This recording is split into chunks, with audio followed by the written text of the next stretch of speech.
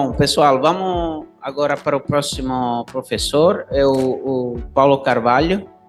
Ele é pesquisador na Fiocruz do Paraná, Curitiba. O background da formação do Paulo é engenharia, então é legal ver como tem essa multidisciplinariedade. O Paulo lidera o Laboratório de Proteômica Estrutural e Computacional. Tem uma grande experiência nessa área de proteômica computacional. O Paulo faz questão de diferenciar entre bioinformática e proteômica computacional. Aparentemente são duas coisas que são complementares, tem muita coisa em comum, mas tem também diferenças. Então, Paulo, obrigado por aceitar o nosso convite. Agora o microfone. Muito obrigado, Giuseppe. Muito obrigado aí para vocês que estão assistindo. A gente está um pouco atrasado aqui e, na verdade, eu tenho vários slides ali para comentar e entrar em detalhes sobre aspectos teóricos de como esses programas funcionam. E à tarde eu vou, inclusive, fazer uma prática com vocês, porque eu acho que talvez esse seja o lado que a maioria dos alunos estejam buscando. Então, tem vários slides ali sobre a teoria, mas eu não vou abrir nenhum slide, não.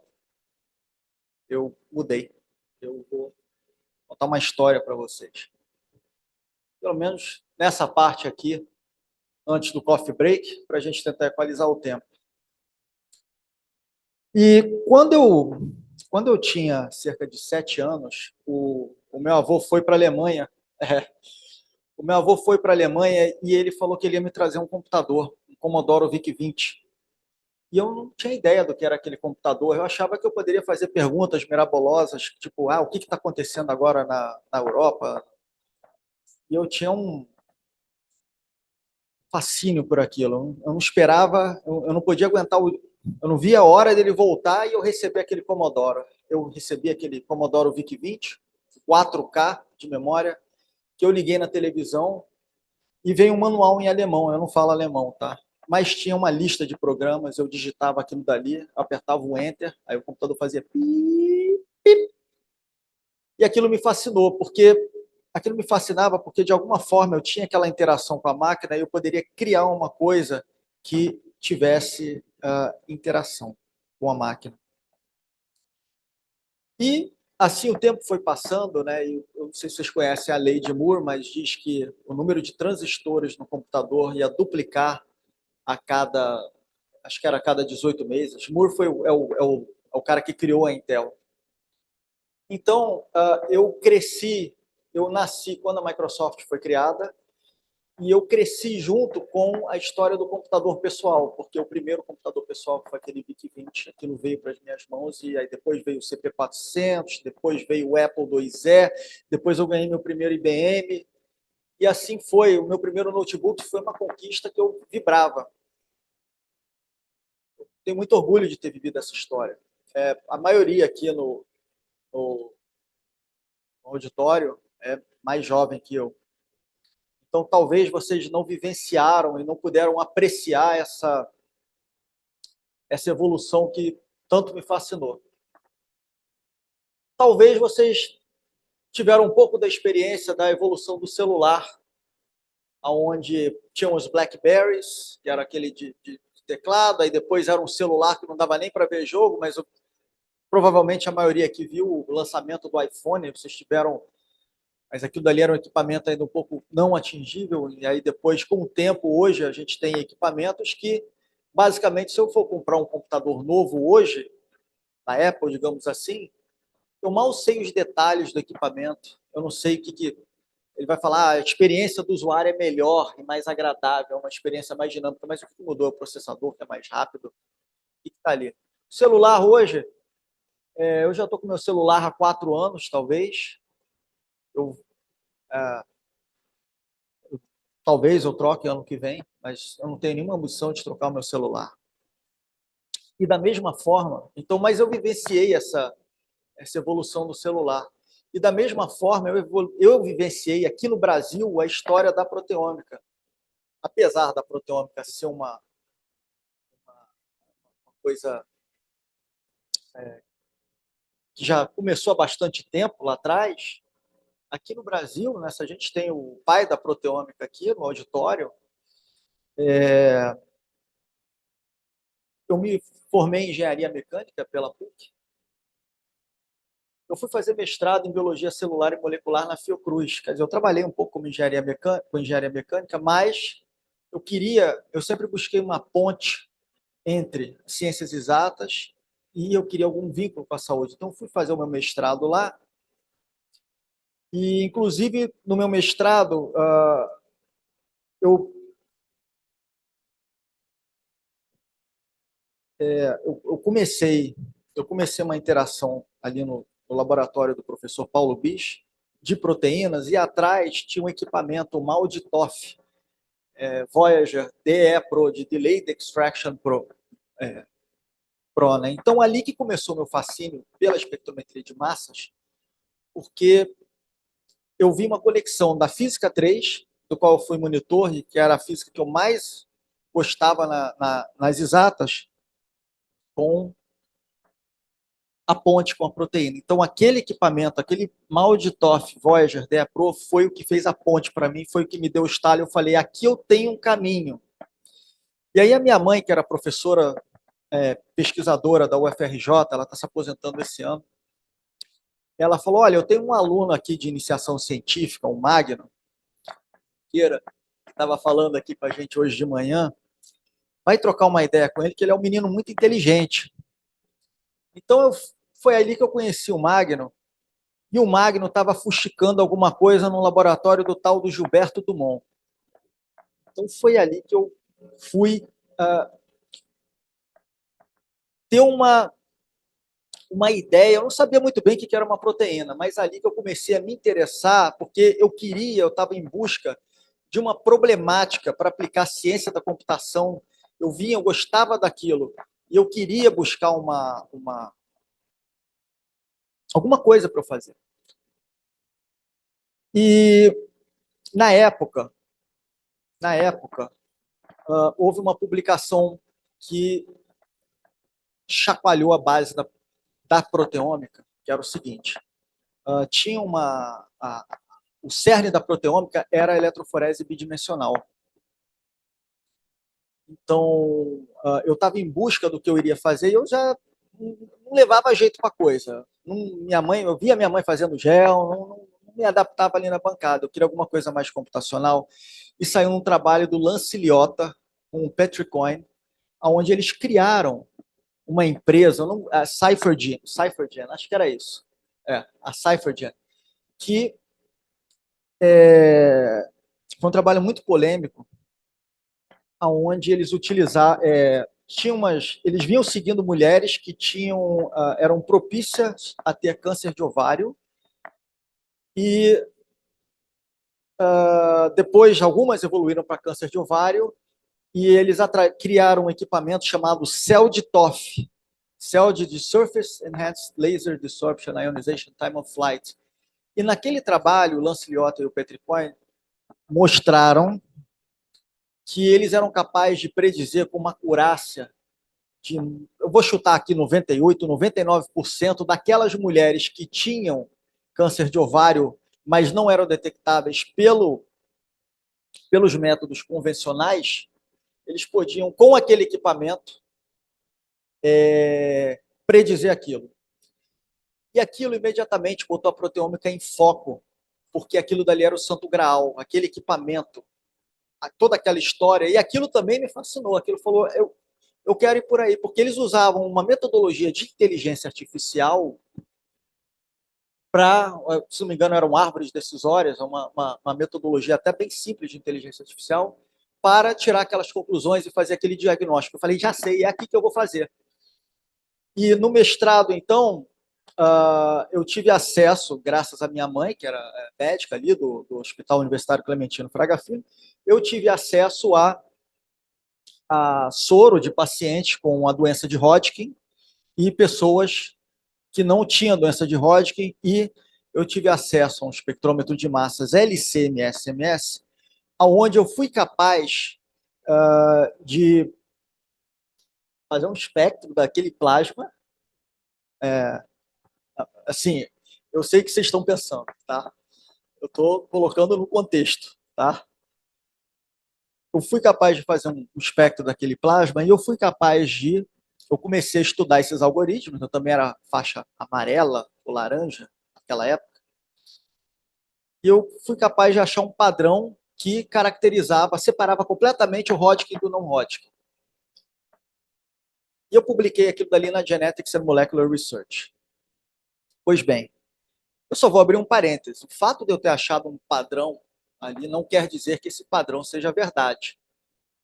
Assim como a CypherGene faliu alguns poucos anos depois, porque ninguém conseguia reproduzir aquilo, tá? Aquilo criou uma expectativa enorme no campo da proteômica. E outra coisa que eu estou querendo chegar é que é muito fácil você, com esses algoritmos, você encontrar padrões que são capazes de discernir entre duas condições, mas que não necessariamente aquilo dali tem uma capacidade de generalização. Ou seja, se vier uma outra amostra, será que aquilo vai funcionar? Então, provavelmente, a minha conclusão do mestrado seria que, empiricamente, o erro empírico daquele dataset, ou seja, para aquele dataset, o meu preditor funcionava muito bem, mas será que ia funcionar bem para outras amostras? Provavelmente não, eu diria que certamente não. Mas aquilo me fez ter contato com o primeiro, aquilo foi a minha tese que eu desenvolvi, minha dissertação de mestrado que eu desenvolvi.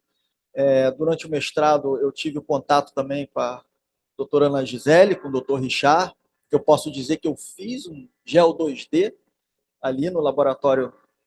Eu fui aluno, né, do curso de proteômica, um dos primeiros cursos de proteômica administrado pelo laboratório de toxicologia, e eu fiz um GEL 2D como aluno. Foi só esse que eu fiz também.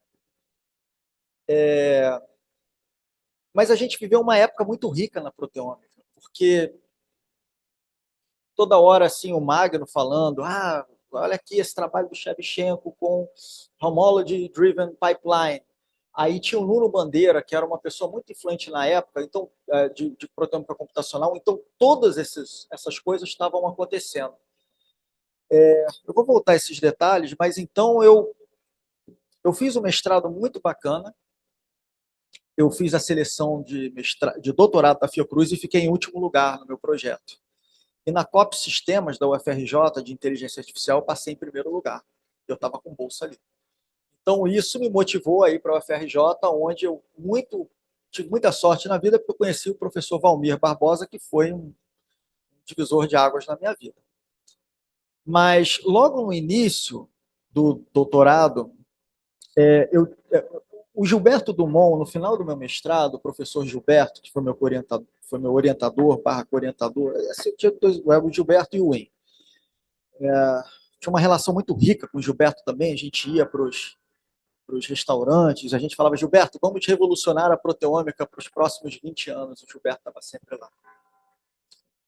Mas aí o Gilberto levou esse meu pôster, porque eu estava usando um algoritmo que era o estado da arte de inteligência artificial, que era o Support Vector Machine. E eu fiz um pôster e o Gilberto Dumont levou esse pôster para um SBBQ. Eu não me lembro por que eu não fui para esse SBBQ, e lá tinha o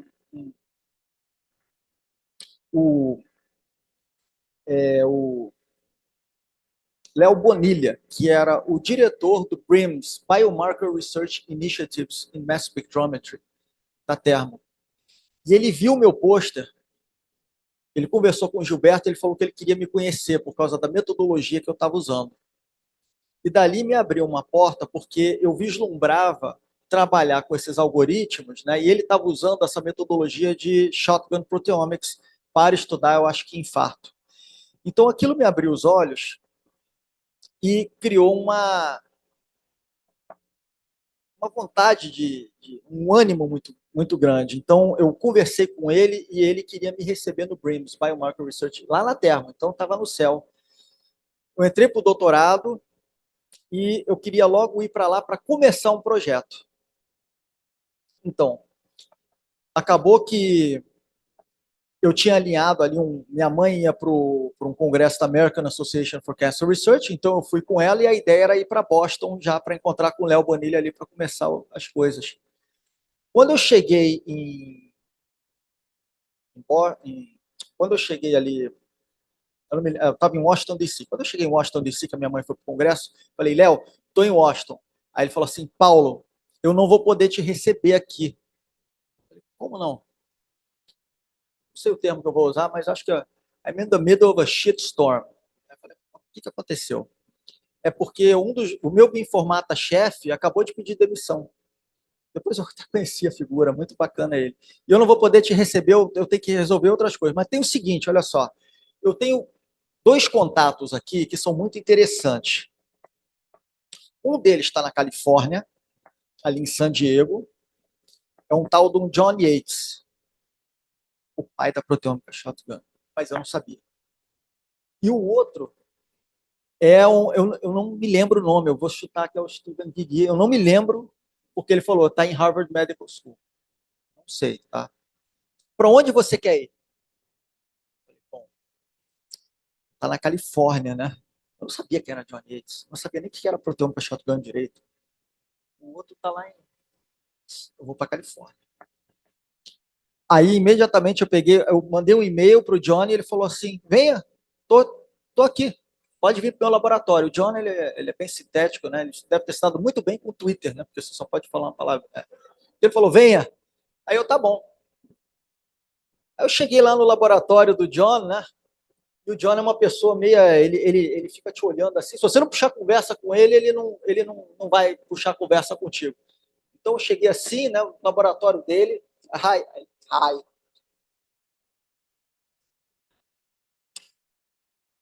Aí eu sou o John. Aí eu expliquei a história. Aí ele, come to my office. Tá bom. Aí ele virou pro quadro nele, tinha um quadro assim, ele virou pro quadro, ele começou a meio falar para dentro assim, né, um bando de coisa pendurado, porque spectral counting, que é então spectral counting. Não sabia nem o que era shotgun, quanto mais spectral counting. Mas deixa eu botar vocês no contexto. Na época, o Hong Bin Liu, que foi um pós-doc dele, tinha acabado de publicar um artigo na Analytical Chemistry, aonde ele mostrou que o número de espectros associados a uma proteína tem a ver com a quantidade daquela proteína, tinha uma relação linear com a quantidade daquela proteína na amostra. E daí veio a teoria do spectral counting. Então, o que o John Yates queria que eu fizesse era refazer o trabalho do Hong Min Liu. E aí eu tinha aquelas 2 semanas lá, e eu comecei a interagir também com o Tao Xu, que foi o autor de uma ferramenta de busca que eles estavam desenvolvendo interno ali, chamada ProLucid, e o Daniel Corciova. Foram 2 pessoas fundamentais também, que era também um outro bioinformata que estava desenvolvendo o DTA Select. E aqui eu vou entrar na base da teoria da identificação por peptide spectrum matching. E detalhe, e mais uma peça que eu preciso colocar no lugar para vocês entenderem um contexto do surgimento da ferramenta que eu vou falar hoje à tarde. Quando eu cheguei lá, eles falaram assim, welcome to Mass Spec Heaven, quando foram me chamar para o laboratório, porque eu abri uma sala ali e eu vi uma porrada de espectrômetro funcionando, devia ter uns 20, tudo LTQ. O workhorse daquela época era o LTQ, o Linear Trap Quadruple, que é um equipamento de baixa resolução, não sei, deve ser 2.000, 3.000 a resolução do bicho. Ele era rapidinho, tinha chegado um Orbitrap XL ali, que era o... Então era isso. Então eles faziam o tal do mud pit, que eles pegavam uma amostra e faziam fracionamento, 12 frações de troca catiônica forte, e cada uma fazia uma cromatografia de fase reversa. Então a análise de uma amostra demorava 24 horas naquela época. Então por isso que o spectral count funcionava naquela época muito bem, porque você tinha muito espectro associado a uma proteína. Bom, então eu tinha que... E o fluxograma de trabalho deles ali era o seguinte, essas amostras saíam ali do espectrômetro, era transformada em um arquivo texto e aquilo ia para um cluster. Eu fiquei impressionado quando eu entrei naquela sala de cluster, que é uma sala desse tamanho, com o computador daqui até lá. Aí eu entrei assim, frio, desgraçado. Aí eu ia para o outro lado, assim, aí estava quente atrás dos computadores soprando. Uma coisa impressionante. Falei, nossa, quando é que a gente vai ter um negócio desse assim nas nossas universidades? E enquanto. E mesmo você ter um Orbitrap XL, já era uma coisa de outro planeta. Mas nesse meio tempo, eu acho que o Gilberto já estava negociando para chegar a um Orbitrap XL no laboratório. Eu não me lembro se o Gilberto e o grupo da Ana Gisele também. Eu não me lembro, acho que chegou primeiro do Gilberto, mas isso aí é detalhe. Não me lembro agora a ordem dos equipamentos. A gente tinha os Malditoffs. Eu falei, olha, isso aqui é tudo muito legal, mas como é que eu vou viabilizar isso para o Brasil? Porque o Orbitrap já está chegando lá. A gente vai ter um na UFRJ, a gente vai ter um na Fiocruz, isso é uma realidade no Brasil. Mas a gente não tem um cluster para analisar esses negócios. Como é que a gente vai fazer? Isso tudo é muito complicado. Então, aquele exercício que o John Yates me deu para refazer o trabalho do Hong Bin Liu, dali que surge a minha tese de doutorado, que é o Pattern Lab for Proteomics, um ambiente computacional para a proteômica. Eu comecei a criar mecanismos, porque da mesma forma que a lei de Moore estava numa evolução fantástica e a cada 2 anos eu trocava de computador e eu vi uma diferença naquele computador, que hoje eu não vejo mais se eu trocar meu computador, acho que eu estou com meu notebook há 5 anos, nunca fiquei tanto tempo com o notebook e eu ainda estou feliz com ele. A lei de Moore estava toda naquela época, então eu pensei assim, até eu finalizar o meu doutorado eu vou conseguir analisar um dataset proteômico no desktop. Então já sei, eu vou fazer um ambiente integrado para análise de dados proteômicos que rode num notebook. Que até eu terminar o meu doutorado isso aí vai ser uma realidade. Então, essa foi a origem do Pattern Lab. E como isso é para ser uma aula teórica, mas devido ao tempo eu resolvi contextualizar para ver o que a gente vai falar de tarde, eu gostaria de chamar a atenção de 2 detalhes. As peças fundamentais que estavam no lugar aonde eu aprendi muito. O ProLucid, que era a ferramenta que rodava no cluster, nada mais era do que uma versão um pouco mais atualizada do sequest. O sequest foi a primeira ferramenta de busca. Quando o John Yates criou a proteômica shotgun, né, grande parte do avanço foi nesse sequest, que compara um espectro teórico versus espectros, compara um espectro experimental vindo do espectrômetro de massas com espectros teóricos provenientes de um banco de dados. E vocês podem estar achando que essa é a parte mais complicada do algoritmo. Eu vou te dizer que não é. A ferramenta de busca é a parte mais fácil da identificação. Tá? Calma, calma. Que nem o Magno muito bem mostrou, se eu sei a sequência do peptídeo, eu consigo, se eu sei a sequência, aquela sequenciazinha de aminoácidos, se eu tirar esse primeiro aminoácido, o que sobra? Sobra esse aminoácido, tudo bem, vamos fingir que tem um B1 lá. Sobra esse aminoácido daqui e o resto. Então, se eu sei a massa desse aminoácido sozinho, eu vou ter um pico de massa daquele aminoácido e um pico de massa correspondente ao resto, dando origem às séries de P e Y. Né? Agora, se eu clivar esse aminoácido na segunda ligação peptídica, eu vou ter um outro pico de massas, basta somar aquelas massas, né, mais a massa do próton, correspondente à soma desses 2 aminoácidos e a soma do que restou. E o espectro teórico é isso, gente. É isso, tá? Dá para acrescentar carga mais 2, os programas fazem isso. Mas o espectro teórico é isso. Depois eu só preciso de uma métrica, aquilo dali eu transformo no vetor. Eu preciso de uma métrica que compare quanto que um espectro se assemelha ao outro. Não interessa se a resposta vai dar 0,8, 317. E aí, com esse resultado, e aquilo vai me dar o resultado. Isso é a parte de busca. Claro, tem uma outra etapa que é a consulta no banco. E daí que o Orbitrap XL faz toda a diferença, o equipamento da época, porque como o Orbitrap era o um analisador de alta resolução, ele conseguia precisar a massa do precursor dentro de uma acurácia de, sei lá, 5, 10 ppm. Então, na hora de eu fazer a consulta no banco de dados de proteínas, que acabam virando peptídeos, né, depois de uma digestão em sílico, eu consigo selecionar aqueles peptídeos cuja massa é muito próxima da massa daquele precursor. Quão próxima? Para o Orbitrap XL, 10 ppm. E para um LTQ? Não, para LTQ é um pouquinho mais complicado, né? Porque o LTQ, eu não sei nem o estado de carga do negócio. O Orbitrap XL é o seu estado de carga por causa da distribuição dos isótopos. Eu consigo inferir esse negócio. Tá?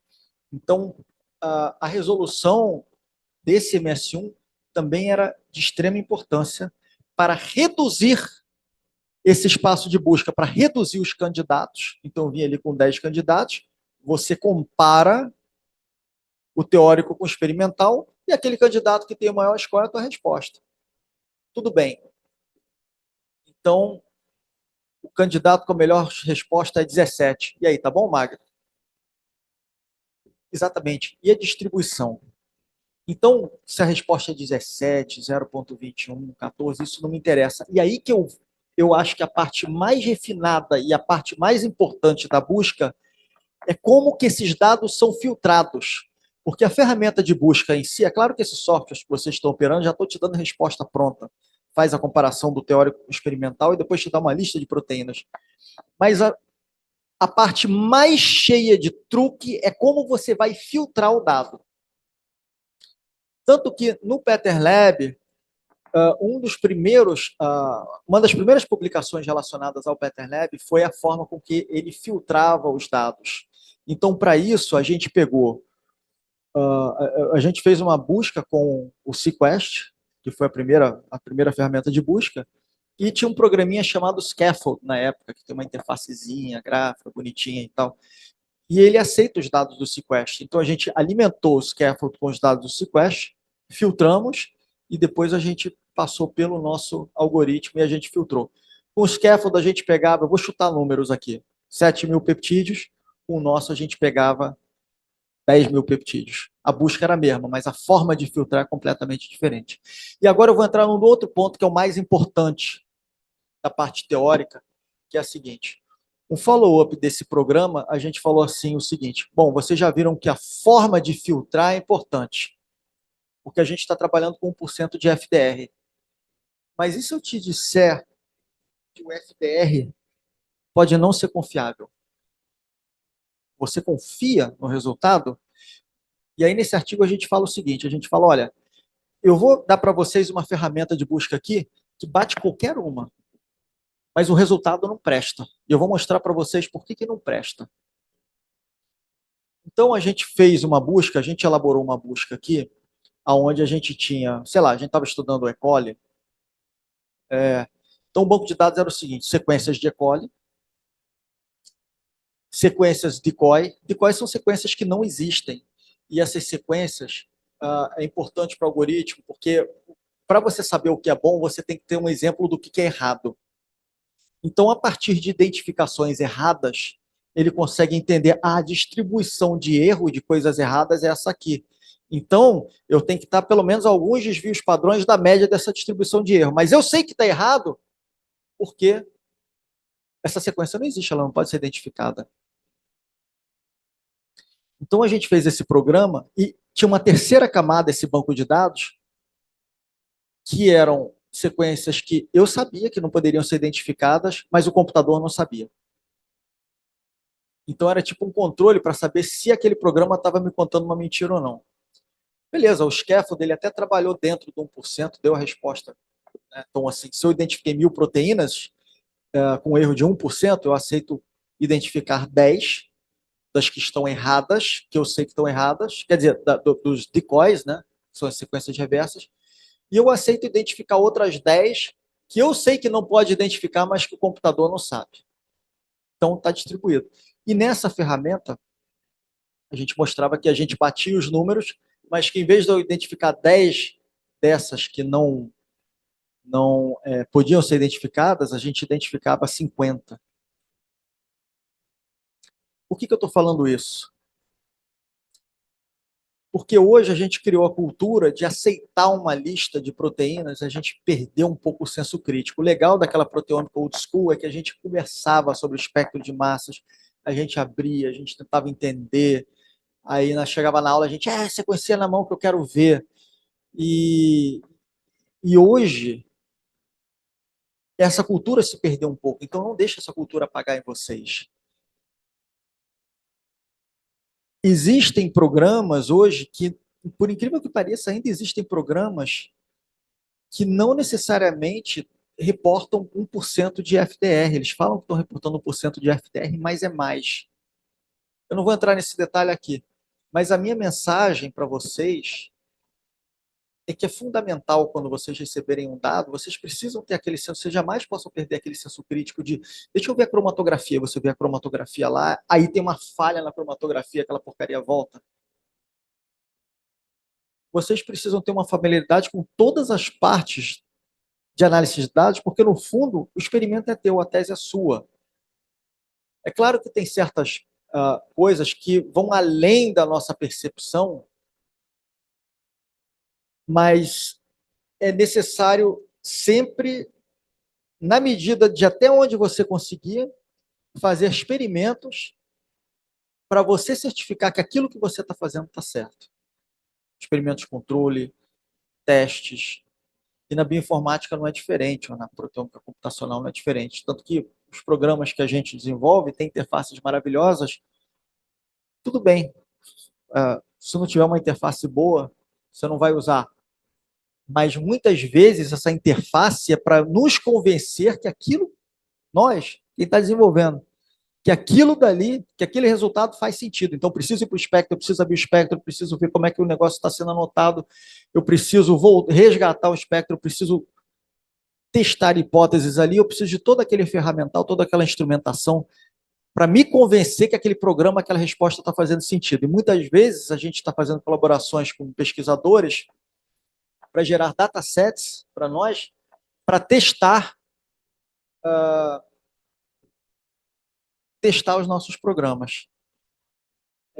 Bom, a gente está bem fora no horário, então a mensagem que eu queria passar antes do coffee break é essa, e aí depois do coffee break eu faço uma prática com vocês ali no programa. É isso aí, galera. Beleza.